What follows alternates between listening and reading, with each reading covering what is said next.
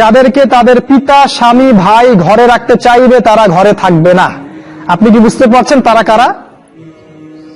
বর্তমান সময়ে নবী সাল্লাল্লাহু আলাইহি ওয়াসাল্লাম আরো বলেছেন যে এই মাসিহুদ দাজ্জালের সবচেয়ে শেষ অনুসারী হবে এক শ্রেণীর নারী, এক শ্রেণীর নগ্ন নারী, যাদেরকে তার স্বামী, বাবা, পিতা ঘরে রাখতে চাইবে কিন্তু তারা ঘরে থাকবে না। তারা বাঁধন ছিঁড়ে তোমার সামনে নারীকে সহজলভ্য করে দেওয়া হয়েছে। স্কুলে নারী, স্কুল কলেজের মধ্যে কো এডুকেশন, ছেলে মেয়ে একসাথে বসে পড়াশোনা করে।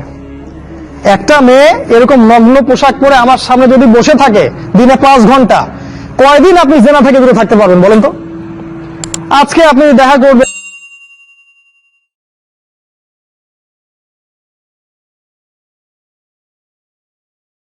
দুনিয়াটাকে এত সুশোভিত করে তোমাদের সামনে তুলে ধরেছে, মনে হচ্ছে এই দুনিয়াই সবকিছু। আর এই দুনিয়া পূজারী কোন যুবক ছেলেকে দিয়ে আপনি আল্লাহর পথে কোনো খেদমত আশা করতে পারেন না, কারণ ওর পুরো চিন্তাটা দুনিয়া কেন্দ্রিক। সকালবেলা ঘুম থেকে উঠে ও চিন্তা করে দুনিয়া, দুনিয়া আর দুনিয়া, রাতে ঘুমানো পর্যন্ত। আল্লাহুমুত তাকাসুর, আল্লাহ পাক বলেছেন হাত্তা জুরতুমুল মাকাবির, যতক্ষণ না তোমরা কবরে পৌঁছাচ্ছ ততক্ষণ এই প্রাচুর্যের প্রতিযোগিতায় লিপ্ত আছো। দুনিয়ার সুশোভিত, এই যে দেখবে দুনিয়ার যত মোহ, এটা তোমার সামনে সহজলভ্য করা হয়েছে। অল্প টাকা দিন এত জিবি কিনুন, মাত্র এত টাকা দিন এত কিছু কিনুন। ফোন করছে মেয়ে, আপনার সাথে রিসিভ করছে। মানে নারী, এই যে অনলাইন, এই যে ইন্টারনেট, পর্নোগ্রাফি, ব্লু ফিল্ম, হারাম অ্যাফেয়ার্স, এই যে বয়ফ্রেন্ড গার্লফ্রেন্ড, এগুলোকে আপনার সামনে এত সহজলভ্য করে দিয়েছে যে একটা যুবক ছেলে চাইলে জেনা করতে পারে। তুমি যদি চাও এখনই জেনা করতে পারবে, কেউ তোমাকে বাধা দিবে না। তোমার সামনে জেনাকে এত সহজ করা হয়েছে, তুমি চাইলে এখনই মদ খেতে পারবে, কেউ তোমাকে বাধা দিবে না। আর মদের তো লাইসেন্স দেয়া আছে আমাদের দেশে, পতিতালয় এগুলো লাইসেন্সও দেয়া আছে, কেউ তোমাকে বাধা দিবে না। এটা এত সহজ কেন করে দেয়া হলো? অথচ মদ যদি উমর রাদিয়াল্লাহু আনহুর সময় কেউ পান করত, তাকে 80টা বেত্রাঘাত করা হতো। কেউ যদি জিনা করতো ওই সময়, তাহলে প্রকাশ্যে ওকে 100টা বেত্রাঘাত করা হতো। কোন বিবাহিত ব্যক্তি যদি জিনা করত, তাকে রজম করে হত্যা করা হতো। কেউ যদি কোনো ব্যক্তিকে অন্যায়ভাবে হত্যা করত, তাকেও কেসাস করা হতো, হত্যা করা হতো। এগুলো তুমি আর দেখবে না। এখন তুমি দেখবে সমস্ত পাপ সহজলভ্য হয়ে গেছে। এটা এমনি এমনি হয়নি, তারা করেছে তোমার জন্য, যাতে তোমার ভিতরের ঈমানটা চলে যায়। কারণ পাপী হৃদয় নিয়ে তুমি আল্লাহর পথে দাওয়াত ও জিহাদ করতে পারবে না।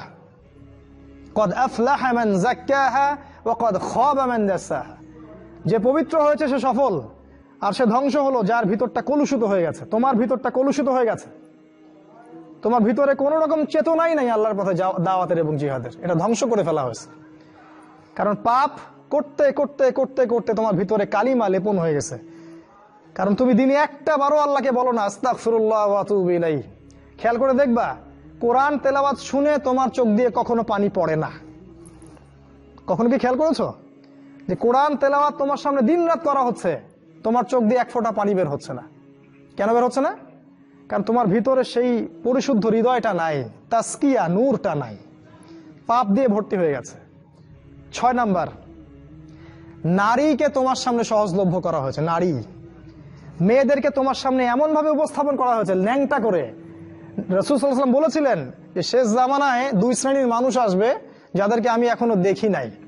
এক শ্রেণী হচ্ছে নিসাউন কাসিয়াতুন আরিয়া মুইলাতুন মামিলাত, মানে এমন এক শ্রেণীর মেয়ে বের হবে শেষ জামানায় যারা কাপড় পরেও ন্যাংটা হয়ে থাকবে।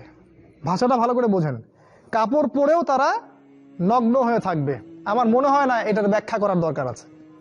কাপড় পরবে কিন্তু কাপড়ের সবকিছুই, ভিতরে সবকিছু আপনি দেখতে পারবেন, বুঝতে পারবেন কোন অঙ্গ কতটুকু উঁচু নিচু, কোনটা কি। এখন এমন ড্রেস বাইরে থেকে ভিতরে সব দেখা যায়, কাঠামো কি সেটাও দেখা যায়। এমনকি এমন বোরখা বের হয়েছে এখন, যেটা পরার পরেও দেখবেন যে তার ফিজিক্যাল সমস্ত স্ট্রাকচার বোঝা যায়।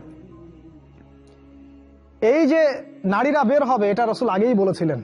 একটা হাদিস আপনাদেরকে বলি, নবী সাল্লাল্লাহু আলাইহি ওয়াসাল্লাম আরো বলেছেন যে এই মাসিহুদ দাজ্জালের সবচেয়ে শেষ অনুসারী হবে এক শ্রেণীর নারী, এক শ্রেণীর নগ্ন নারী, যাদেরকে তার স্বামী, বাবা, পিতা ঘরে রাখতে চাইবে কিন্তু তারা ঘরে থাকবে না। তারা বাঁধন ছিঁড়ে বের হয়ে চলে যাবে বাইরে।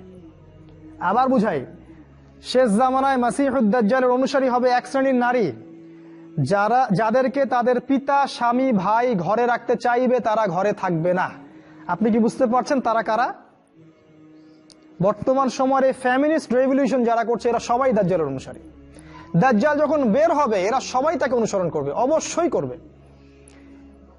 একটা কোভিড-19 যদি সবাইকে একমুখী করে ফেলতে পারে, দাজ্জালের ফিতনা যে কত ভয়ঙ্কর হবে সেটা চিন্তাই করতে পারবেন না আপনি। একটা খালি হুঙ্কার যে মূর্তি স্থাপন হবেই, যে এর বিরোধিতা করবে তার বিরুদ্ধে রাষ্ট্রদ্রোহের মামলা দেওয়া হবে, সারা দেশের মানুষ ম্যাক্সিমামই এখন ওইদিকে অনুসরণ করছে।